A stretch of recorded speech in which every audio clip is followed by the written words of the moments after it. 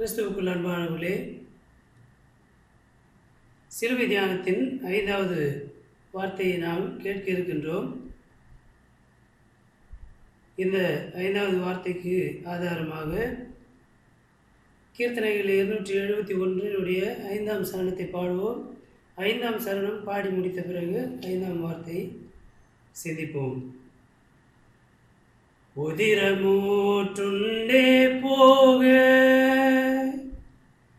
உஷ்ணமே சடலம் தேர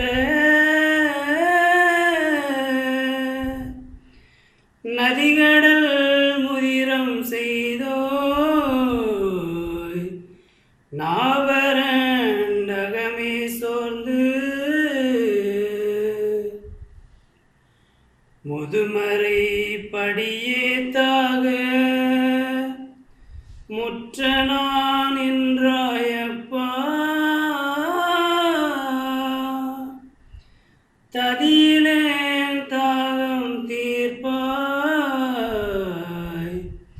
தற்பரா உரிமை நாதா.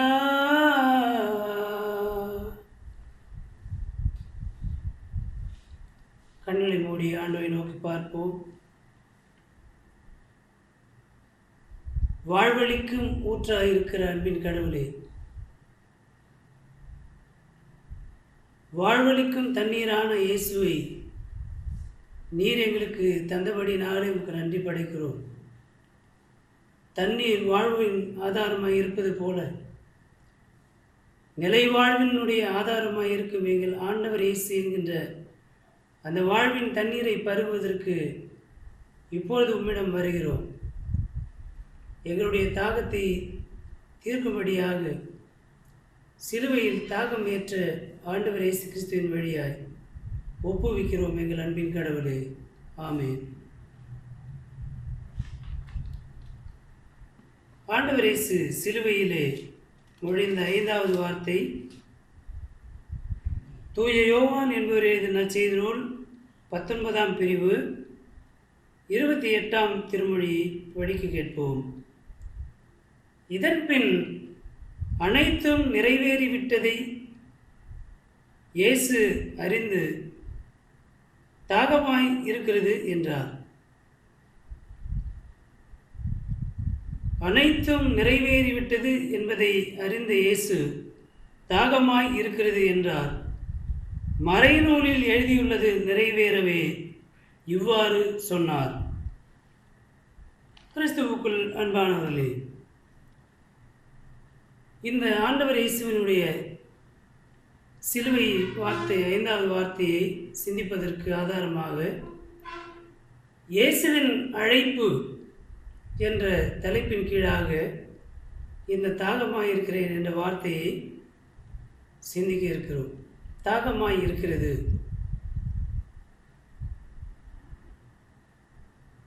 எல்லாம் நிறைவேறிவிட்டது என்று இயேசு அறிந்தவராய் தாகமாய் இருக்கிறது என்றார் என்று பார்க்கின்ற போது, முதலாவது இறைவாக்கு நிறைவேறிவிட்டது, திருமறையின் வாக்கு நிறைவேறிவிட்டது.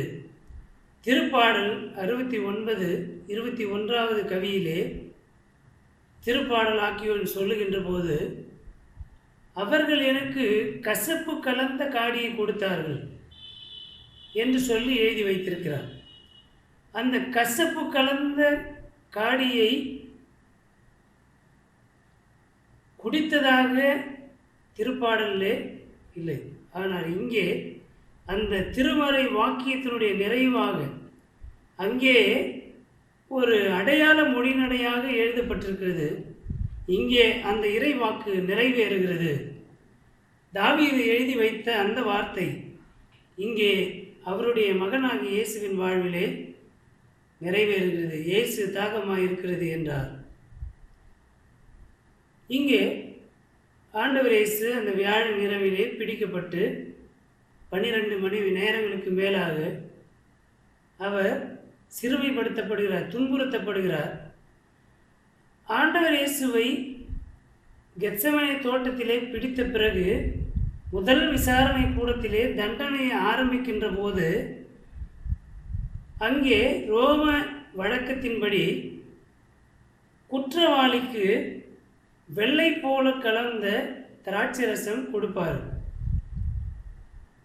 அந்த வெள்ளை போலம் கலந்த திராட்சை ரசம் எதற்கு என்றால், குற்றவாளியை அடிக்கின்ற போது அவருக்கு உடலிலே வலி ஏற்படும். அந்த வலியை தாங்கிக் கொள்ளவும், அந்த வலி மறுப்புக்காக, ஒரு வலி நிவாரணியாக, மறுப்பு மருந்தாக இந்த வெள்ளை போலம் கலந்த திராட்சை ரசத்தை அவர்களுக்கு கொடுப்பதுண்டு. ஆனால் ஆண்டவர் இயேசு அப்பொழுது அங்கே அந்த வெள்ளை போலம் கலந்த வலி மறுப்பு மருந்தாக இருக்கின்ற அந்த திராட்சை ரசத்தை ஆண்டவர் இயேசு வாங்கி குடிக்கவே இல்லை. ஏனென்றால் இந்த உலகத்தில் பாவங்களை சுமக்க வேண்டும். அந்த பாவத்தினுடைய வலியை தன் உடலிலே வாங்கினால்தான் இந்த உலகம் மீட்பு பெறும். எனவே அந்த வலி அனுபவிக்கப்பட்டாக வேண்டும், அந்த வலியை உணர்ந்தாக வேண்டும். நான் செய்கின்ற என்னுடைய பாவங்களுடைய வலியை நான் தான் ஏற்க வேண்டும். அந்த பாவத்தின் வலி எனக்கு தெரிவதே இல்லை. ஏனென்றால் இயேசு நாம் சுமக்க வேண்டிய நம்முடைய பாவத்தின் வலியை அவர் சுமந்தார். அப்படி சுமந்ததினாலே நாம் வலி என்றால் பாவத்தின் வலி என்ன, பாவத்தினால் வரும் தண்டனையின் வலி என்ன என்பதை அறியாதவர்களாய் இருக்கிறோம். நாம் பாவம் அறியாதவர்களாய் மட்டுமல்ல, நாம் பாவத்தின் தண்டனையின் வலியை அறியாதவர்களாய் இருக்க, பாவமே அறியாத ஆண்டவர் இயேசு நம்முடைய பாவங்களின் வலிகளை, தண்டனை தீர்ப்பினுடைய வலிகளை சுமந்தார். அதற்காக அவர் எந்த வலி நிவாரணியையும் எடுத்துக்கொள்ளவில்லை. அவர் முழு வலியையும் இந்த முழு மானுடத்தின் மீட்புக்காக, முழு படைப்பின் மீட்புக்காக அதை தாங்கி கொண்டார். இப்பொழுது உடலினுடைய அனைத்து உதிரமும் தண்ணீரும் இழந்தவராய், வலுவற்றவராய் சிலுவையிலே உதவியற்று நிற்கின்ற அந்த நிலையிலே தாகமாயிருக்கிறது என்று சொல்லுகின்றார். அது உடலின் வலியினால் ஏற்படுகின்ற தாகம். அதே வேளையிலே இந்த மானுடத்தின் மீது வைத்திருக்கின்ற கடவுளின் திருவுளத்தை நிறைவேற்றுவதற்கான அந்த தாகம், அந்த தாகத்தை அவர் சுமந்தாக வேண்டும். ஏனென்றால் அது திருமறையிலே எழுதப்பட்டிருக்கிறது. திருமறை வார்த்தை நிறைவேற வேண்டுமா என்பதற்காக ஆண்டவர் இயேசு தாகமாயிருக்கிறது என்று சொன்னார். இந்த கசப்பு கலந்த திராட்சை ரசம் என்பது பல நேரம் ஆண்டவர் இயேசு அந்த கடைசி அந்த பாஸ்கா விருந்திலே சொல்லுகிறார். சீடர்கள் எல்லாரையும் பந்தியிலே உட்கார வைத்து அவளுக்கு அந்த திருவிருந்தை அவர் பகிர்கின்ற போது, அவர் மாத்திரம் அதை குடிக்கவில்லையே, சொல்லுகின்ற போது, என் அரசு வரும் வரையிலும் நான் அதிலே குடிப்பதில்லை என்று சொல்லுகிறார். அப்படியானால் இங்கே சிலுவையிலே ஆண்டவர் இயேசு கசப்பு கலந்து திராட்சை ரசம் கொடுக்கிறார்களே என்று சொல்லுகின்ற போது, ஆண்டவர் இயேசு அந்த முழு வார்த்தையை நாம் படிக்க வேண்டும். எல்லாம் முடிந்தது என்று இயேசு அறிந்து தாகமாயிருக்கிறது என்றார். மறைநூலுள்ள வாக்கு நிறைவேற வேண்டும் என்பதற்காகவே அப்படி சொன்னார். அப்போ மறைநூல் வாக்கியம் நிறைவேறி ஆயிற்று, எல்லா பணிகளும் நிறைவேறி ஆயிற்று.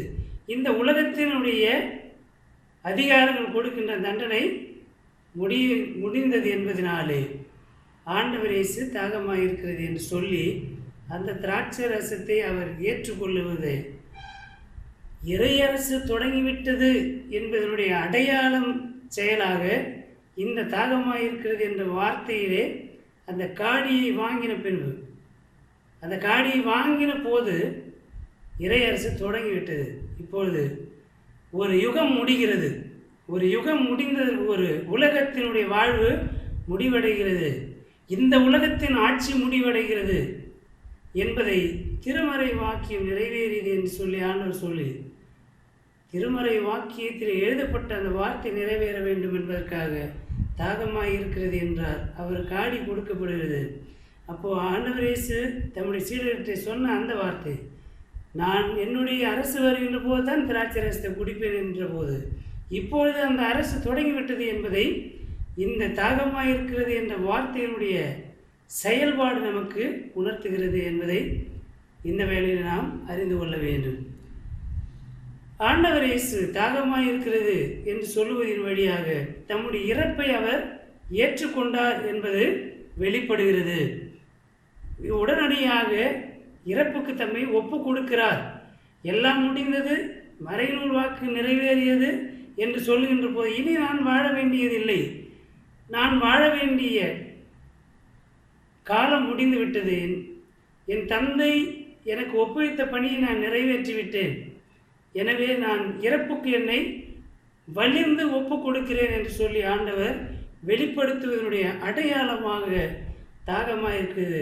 என்ன தாகம் இருக்குது? கடவுளுடைய அரசு இங்கே வர வேண்டும் என்கின்ற தாகம் இருக்குது. நான் இறப்பை எதிர்கொள்ள வேண்டும், இறப்புக்கான தாகம் அவருக்கு ஏற்படும். நான் உடனடியாக இறப்பை சந்தித்தாக வேண்டும். இறப்பை ஆசையோடு ஆண்டவர் ஏற்றுக்கொண்டார். ஏனென்றால் நம் மீது வரவிருக்கின்ற அந்த நிலையான இறப்பை கொல்லுவதற்கான அந்த ஆயுதம் எங்கே இருக்கிறது என்றால் இயேசுவின் இறப்பிலே இருக்கிறது. எனவே என் மரணத்தை நான் ஏற்றுக்கொள்கிறேன். அந்த இறப்பின் வழியாக அந்த இறப்பின் மீதான தாகம் இந்த உலகத்தின் மீட்புக்கான தாகமாய் இருக்கிறது என்பதை வெளிப்படுத்துகின்றார். இறப்பை ஆண்டவர் இயேசு ஆசையாய் ஏற்றுக்கொள்கின்றார். என் நாவு மேல் அன்னத்தோடு ஒட்டி கொண்டது என்று திருப்பாடலாக்கியோன் சங்கீதக்காரனாகி தாவீது 22ஆம் அந்த திருப்பாடலிலே 15வது கவியை சொல்லுகின்ற போது என் நாவு மேல் அன்னத்தோடு ஒட்டி கொண்டது என்று சொல்லுகின்றார். இயேசு அனுபவித்த துன்பத்தின் அளவுக்கு தாவீது துன்பத்தை அனுபவிக்கவில்லை. அவர் அங்கே அடையாள நடையாக எதிரிகளால் வரும் துன்பத்தினுடைய அடையாள நடையாக எழுதியது இங்கே இயேசுவிலே நிறைவேறுகிறது. என் நாவு மேல் அன்னத்தோடு ஒட்டி கொண்டது என்ற வார்த்தை நாக்கு மேல் வாயோடு ஒட்டி கொண்டால் இறப்பு வந்துவிட்டது என்பது அதனுடைய பொருள். ஆகவே இறப்பை எதிர்கொள்கிறார் ஆண்டவர் என்பதை இந்த கவி சொல்லுகிறது.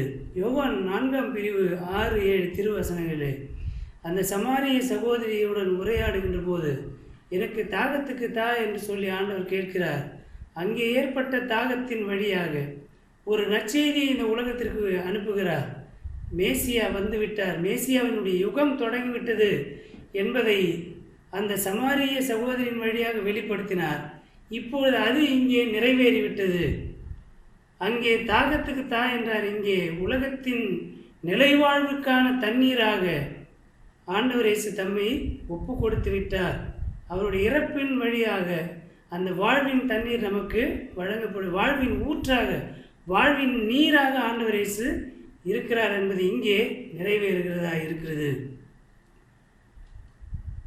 நரக வேதனை, இறப்புக்கு பின்பாக ஏற்படுகின்ற அந்த நரக வேதனையிலே தாகம் எத்தகையது என்பதை லூக்கா நற்செய்தி நூல் 16ஆம் பிரிவு 19 முதல் 30 வரையில் அடங்கிய அந்த பகுதியிலே சொல்லப்பட்டிருக்கின்ற அந்த செல்வந்தன் லாசரு அந்த ஊமையின் வழியாக ஆண்டவரை சொல்லுகின்ற அந்த தாகத்தின் வழியை ஆண்டவர் இயேசு சுமந்தார். நரகத்திலே லாசருவின் விரலின் நுனியிலே ஒரு சொட்டு தண்ணீர் கொடும் என்று சொல்லி செல்வந்தன் ஆபிரகாமிடத்திலே கெஞ்சி கேட்கின்ற அந்த வழியை ஆண்டவரை சுமக்கிறார். ஏன்?